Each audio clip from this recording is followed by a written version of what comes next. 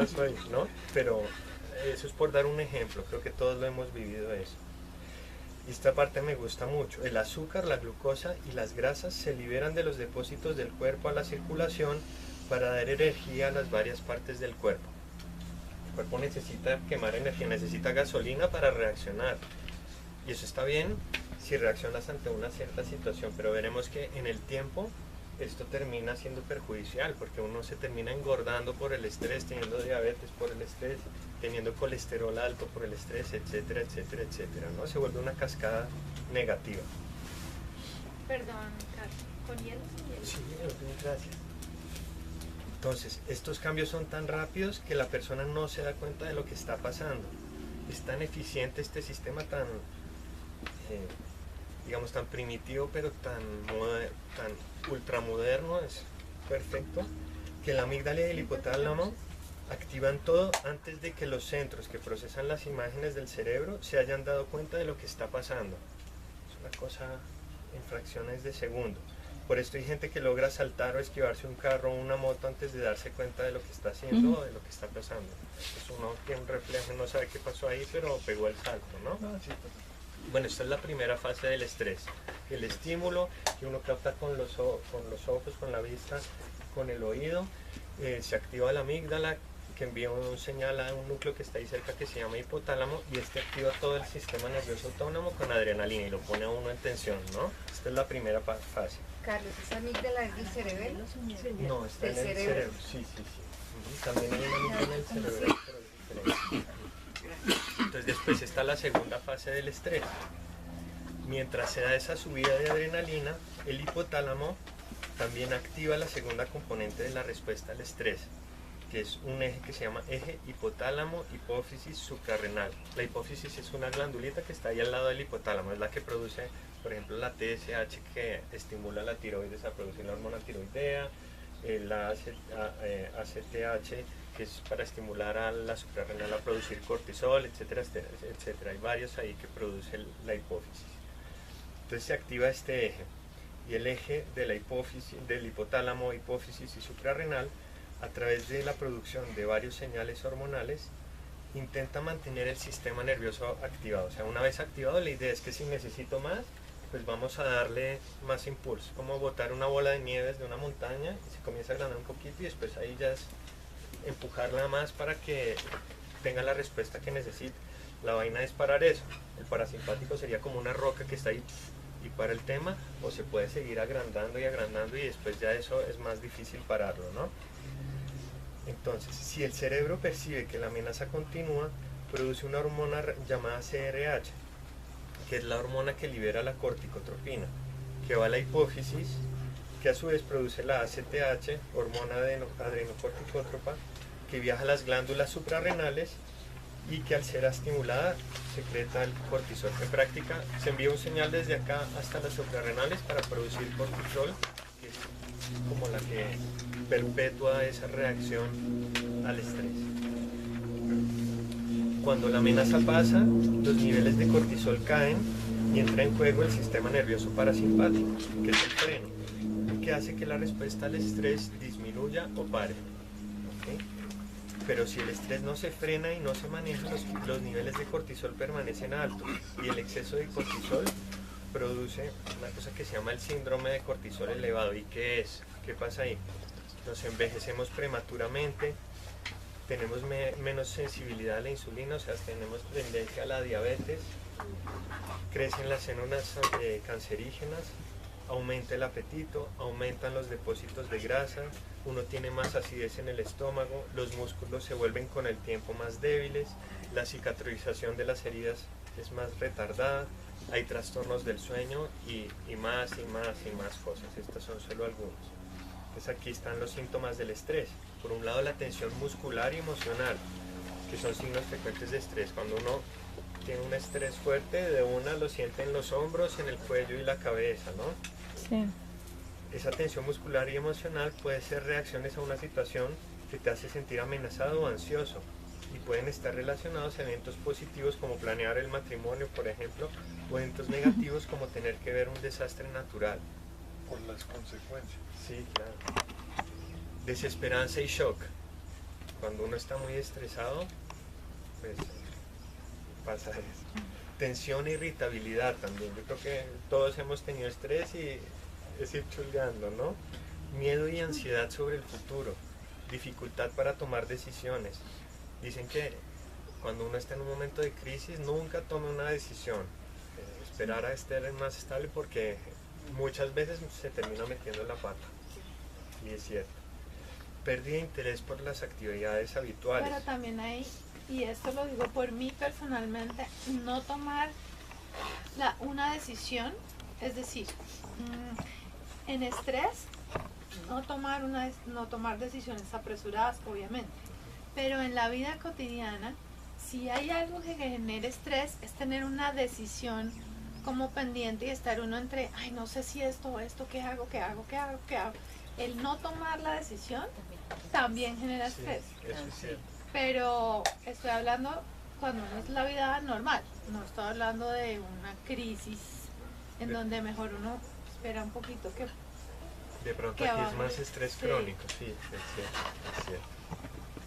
Entonces sí, pérdida de apetito, pesadillas y pensamientos recurrentes sobre un evento, rabia, consumo aumentado de alcohol y drogas y cigarrillo, tristeza y otros síntomas de depresión, sentirse impotente, llanto, ahí tengo algún error de ortografía, problemas del sueño, dolor de cabeza, dolor de espalda, problemas estomacales, dificultad para concentrarse y ahí sigue. Pero el estrés, ¿cómo afecta al cuerpo? Yo aquí puse como los aparatos principales como para ver qué es lo que pasa ahí. Cuando alguien tiene un estrés crónico, se pueden llegar a suprimir varios sistemas del cuerpo, o sea que no trabajan bien. Y aquí hay un ejemplo de algunos muy importantes, el sistema inmunitario. Uno queda siendo más susceptible a enfermedades virales como la gripa u otras enfermedades. Una vez en un video que hizo Guillermo recientemente hablaba sobre el autor de Anticáncer, que habló sobre eso, ¿no? Creo que en el último libro decías tú. Que a él lo mató el estrés y no el cáncer que tenía originalmente. Entonces es uno de los pilares de la salud, pero sí que puede alterar todos los demás. Ese video lleva 1236 reproducciones. Felicitaciones, sí señor. Entonces, sistema inmunitario, sistema digestivo, se bloquea o porque funciona mucho o porque funciona poco, veremos después. El sistema reproductivo, pues eso no está bien. Se presentan serios problemas de salud como enfermedades cardíacas, tensión arterial alta, diabetes, trastornos psiquiátricos como depresión, ansiedad, etc. Pero mira una cosa, estaba leyendo ayer, hicieron un análisis del efecto que tiene el intestino en todo esto, que tú no lo has mencionado todavía, como un segundo cerebro que tiene uno y que actúa de la misma manera. Y cuando uno tiene alguna angustia, lo primero que hace es que contrae el estómago.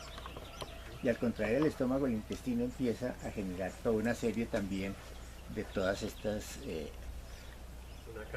una cascada de reacciones. Y cuando pasa el problema, quedan ahí, porque el cuerpo no las alcanza a absorber. Las que necesitan las absorbió, pero las que no quedan en el intestino. Y lo que mencionaban ahí es que sería muy recomendable el hacer una limpieza del intestino periódica para poder salir de todo esto que está quedando y que termina bloqueando todo el sistema. Claro, y ahí están todas las emociones, ¿no? En el intestino.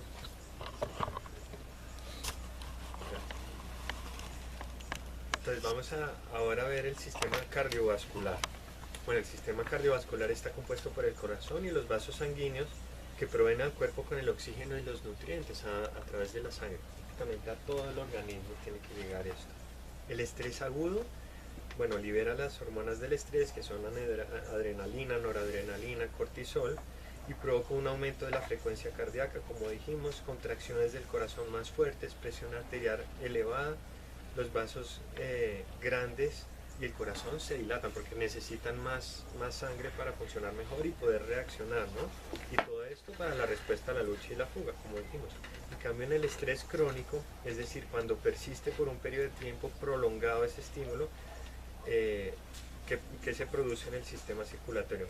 Bueno, que la frecuencia cardíaca esté constantemente elevada. Ustedes imagínense el corazón que normalmente late entre 60 y 100 veces por minuto, que esté acelerado todo el día por años. Eso es como quitarle vida al corazón, ¿no? Se gasta energía, se termina agranando o cansando, no le llega la suficiente sangre y uno se termina enfermando, ¿no? Hace que haya también niveles elevados de hormonas del estrés, la tensión arterial pues termina estando elevada, y si el estímulo es continuo y a largo plazo se presenta un riesgo aumentado, bueno, de hipertensión, de ataque cardíaco, de isquemia cerebral, entre otras cosas, ¿no? Esas son las enfermedades cardiovasculares de las primeras causas de muerte en el mundo. Crónico es Crónico es que permanente. se perpetúa, sí. Perpetua, sí. Entonces te termina produciendo todo esto. Con el estrés agudo repetido y el estrés crónico se pueden producir enfermedades inflamatorias del sistema circulatorio, en particular de las arterias coronarias, que son las que llevan sangre al corazón, y se provocan infartos. También se pueden producir niveles elevados de colesterol, y en las mujeres en posmenopausia que tienen niveles más bajos de estrógeno, que son protectores y ayudan a responder mejor al estrés, el riesgo de enfermedades cardíacas aumenta. Es increíble lo que es el efecto de la posmenopausia en el cuerpo. Sí, cambia totalmente. Totalmente. Y en poco tiempo, ¿no? Sí, señor. Oye, ¿la menopausia es solo de las mujeres o Lo de los señores también. También hay una andropausia, pero digamos a nivel de cambios es que no tan mal. No, pero la andropausia de nosotros es... Sí, eso no es nada en comparación a eso. Entonces, en cuanto al sistema musculoesquelético, la tensión muscular, cuando el cuerpo está estresado, aumenta la tensión muscular, y esa es la manera en la que el cuerpo intenta proteger contra lesiones y dolor en principio, pero esto es cuando hay estrés agudo, los músculos se tensionan, pero posteriormente se relajan cuando el estrés pasa, ¿no? Pero si el estrés es crónico, los músculos están en un estado constante de tensión, y cuando esta tensión es prolongada, se localiza en los cuellos, en los hombros, en la cabeza, se pueden producir cefaleas tensionales, migraña, y en el cuerpo pues fibromialgia, síndrome de fatiga crónica y todas estas cosas que ahorita hay mucha gente que tiene eso. Debilidad ósea. El estrés elevado puede disminuir los depósitos de calcio en los huesos, causando huesos débiles y fracturas. Muchas personas tienen dolor crónico que es secundario a desórdenes musculoesqueléticos, y muchas veces comienzan con una lesión, pero cuando esto pasa, se deja de usar la zona lesionada por miedo a dolor o nuevas lesiones. Entonces se provoca tensión muscular, atrofia muscular por el desuso de la parte interesada en practicar. Lo bloqueo, lo dejo ahí bloqueado, después me da miedo usarlo y termino provocando el efecto opuesto, ¿no? Posteriormente se pueden provocar enfermedades inflamatorias de los músculos y los huesos, fibromialgia, síndrome de fatiga crónica, ¿no? En cuanto al sistema respiratorio, Osteoporosis. Ahí viene la osteoporosis. también, pues por reflejo sí, porque se disminuye la calcificación de los huesos, la mineralización, osteoporosis y más facilidad aún de tener fracturas. Pero con lo que estamos hablando y volviendo al tema de la menopausia, debería haber todo un sistema preventivo de fortalecimiento del cuerpo de manera que la menopausia no pegue el golpe tan duro que pega para evitar todos esos efectos. Sí. ¿Existe algo así? Pues hay unas terapias hormonales sustitutivas que hacen solo en algunas personas por un tiempo, pero esto en algunas personas también tiene riesgos, que es tener enfermedades cardiovasculares también por otro lado, ¿no? En algunas personas aumenta el riesgo de cáncer de mama. También, exactamente. Sí. Entonces, para cada caso, pues el médico de la persona tiene que valorar bien, el ginecólogo generalmente, qué toca hacer ahí, si le va bien o no, y si no, pues yo digo siempre promover los hábitos saludables y siempre alimentación saludable. Eso es lo más ejercicio. seguro. El Eso es. ejercicio están con los Comer bien. Pienso que son las cosas. No lo sabe. Entonces, sistema respiratorio. El estrés hace que uno respire más fuertemente.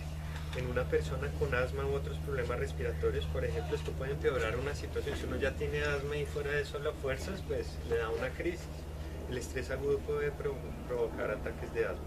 La hiperventilación o respiración rápida puede provocar ataques de pánico en alguien susceptible. Veremos con dos técnicas de respiración. La respiración está totalmente ligada a las emociones, entonces uno puede intervenir ahí y cambiar el momento, pues la manera en la que respira, puedes cambiar cómo te sientes, más o menos, ¿no? O al menos como taponarlo, porque no siempre, si uno está viendo algo muy fuerte, pues no siempre funciona al 100%, pero es muy útil. En cuanto al sistema endocrino, al persistir el estímulo se puede producir fatiga adrenérgica, es decir, que se exprimen las glándulas y ya no pueden producir cortisol. Llega un punto en el que ya han trabajado tanto que ya a veces no pueden responder como antes. Entonces esto da otras consecuencias. La deficiencia se puede producir a varios niveles. En las suprarrenales, por ejemplo, la enfermedad de Addison, en la hipófisis. Si no produces el cortisol, tiene esos efectos. Si la hipófisis ya no funciona bien, pues tiene otros efectos. Aquí lo puse muy general para no ir muy a fondo en este tema. Cuando se liberan cortisol y adrenalina, el hígado produce más glucosa para la lucha o la fuga, por lo que termina aumentando el riesgo de diabetes, aumentada resistencia a la insulina. El cortisol hace que aumente el glucagón, que es para utilizar el azúcar ahí. La insulina es más como depósito, hacer entrar a la célula para usarla en la célula, ¿no? Entonces, si inhibo esa parte de la insulina y dejo mucho azúcar en la sangre, aparte de la resistencia a la insulina, el azúcar que hay en la circulación comienza a alterar también la estructura de los vasos sanguíneos, de los órganos, etcétera, porque provoca algunas reacciones que cambian la estructura de las moléculas. Entonces ahí hay otras enfermedades en los vasos y en los demás órganos. Una de las cosas que me explicaba a mí esta señora de la dieta alta en grasas, cuando uno ya entra en una cosa que se llama cetosis, que es cuando uno entra en cetosis, el organismo cambia el metabolismo de la glucosa por el metabolismo de las grasas. O sea, ya no usa la glucosa como para la energía, sino usa las grasas. Entonces, de alguna manera, por ejemplo, en un alto impacto de estrés, por ejemplo, un desastre natural, está más preparada para sobrevivir la persona que tiene altos niveles en grasa que las otras, digamos, las personas que usan como mecanismo de energía la glucosa. Sí. Esto me explicaba ella. El metabolismo de las grasas al final termina siendo más eficiente, produce más energía, entonces, y menos daño por otro lado. ¿Cierto? Gracias. Además los depósitos de glucosa son mínimos y de grasa sí son bastante generosos. Normalmente. Bueno, entonces también aumenta la producción de colesterol para fabricar las hormonas del estrés. Las hormonas del estrés, cortisol y derivados, tienen estructura de colesterol. Entonces, si quieres producir más, pues tienes que producir más colesterol y aumenta en la sangre, y entonces se termina depositando en vasos sanguíneos, y entonces a veces tiene una tendencia a que se cierren los vasos y uno tenga un infarto, uno tenga un ataque isquémico en el cerebro.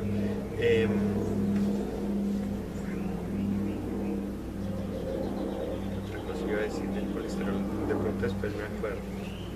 Los niveles altos de colesterol pueden significar que el cuerpo está presentando algún daño en algún lugar.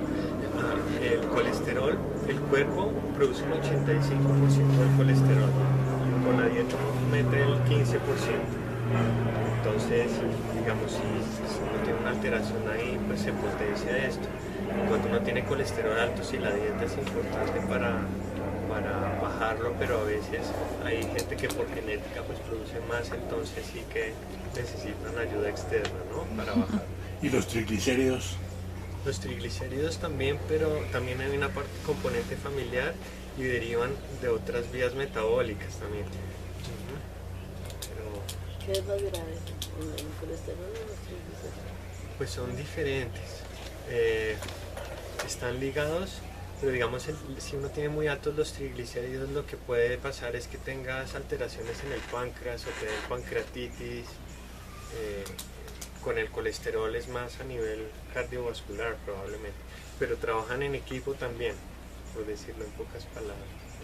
Pero todo el cuerpo trabaja en equipo. Sí, sí, sí.